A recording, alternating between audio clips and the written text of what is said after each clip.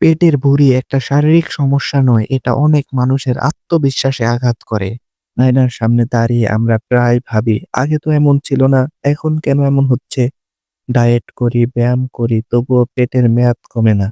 এর মানে এই নয় যে আপনি চেষ্টা করছেন না। আসলে আপনি প্রতিদিন এমন কিছু ছোট, ছোট ভুল অভ্যাস ধরে রাখছেন, যেগুলো না বুঝেই ধীরে, ধীরে আপনার পেটের চর্বি জমিয়ে দেয়।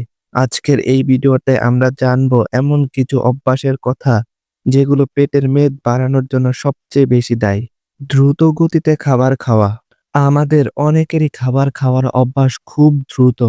তাড়াহুড়া করে সময়ের অভাবে আমরা কয়েক মিনিটেই পুরো খাবার শেষ করে ফেলি। কিন্তু বাস্তবতা হলো পেট ভরেছে কিনা এই তথ্যটা মস্তিষ্কে পৌঁছাতে প্রায় ১৫ থেকে ২০ মিনিট সময় লাগে।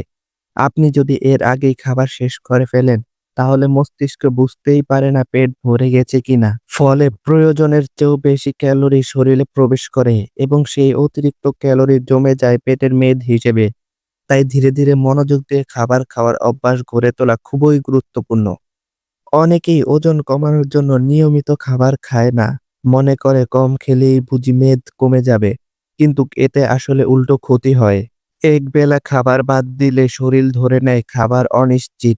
ফলে পরের বেলায় শরীর বেশি খাবার জমিয়ে রাখার চেষ্টা করে। এতে ক্ষুধা বেড়ে যায়, অতিরিক্ত খাওয়া হয় এবং অস্বাস্থ্যকর খাবার প্রতি আকর্ষণ তৈরি হয়। শেষ পর্যন্ত এই অভ্যাস পেটের মেদ আরো বাড়িয়ে দেয়। তাই নিয়মিত খাবার খেতে হবে অবশ্যই। খাবার খাওয়ার সময় আমরা কোন আকারের প্লেট ব্যবহার করি সেটাও অনেক বড় ভূমিকা রাখে। বড় প্লেট খাবার নিলে অজান্তেই খাবার পরিমাণ বেড়ে যায়। আমাদের মস্তিষ্ক প্লেট ভর্তি দেখলেই সেটাকে স্বাভাবিক পরিমাণ ধরে নেয়। পেট ভরে গেলেও আমরা অনেক সময় প্লেটে খাবার রেখে উঠতে পারি না। এই অভ্যাস বছরের পর বছর চলতে থাকলে শরীরে অতিরিক্ত চর্বি জমা হওয়া খুবই স্বাভাবিক। ছোট প্লেট ব্যবহার করলে খাবারের পরিমাণ এমনিতেই কমে আসে এবং পেটের মেদ বাড়ার ঝুঁকিও কমে যায়। খাবারের মানও পেটের মেদের ক্ষেত্রে খুবই গুরুত্বপূর্ণ। সাদা চাল ও সাদা আটায় ফাইবার কম থাকে, ফলে এগুলো খুব দ্রুত হজম হয় এবং রক্তে শর্করার মান দ্রুত বাড়িয়ে দেয়। এতে শরীরে বেশি চর্বি জমতে শুরু করে। অন্যদিকে লাল চাল এবং লাল আটায় ফাইবার বেশি থাকে, যার কারণে ধীরে ধীরে হজম হয় এবং দীর্ঘক্ষণ পেট ভরা রাখে।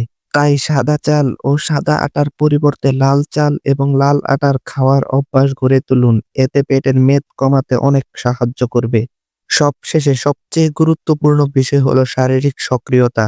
সারাদিন শুয়ে বসে থাকলে পেটের মেদ কমা প্রায় অসম্ভব। তবে এর জন্য জিমে যেতে হবে এমনটা নয়। সপ্তাহে ৫ দিন, দিনে মাত্র ৩০ মিনিট দ্রুত হাঁটলেই শরীরের চর্বি কমতে শুরু করে। নিয়মিত করলে ধীরে ধীরে শরীরে পরিবর্তন দেখা যায়।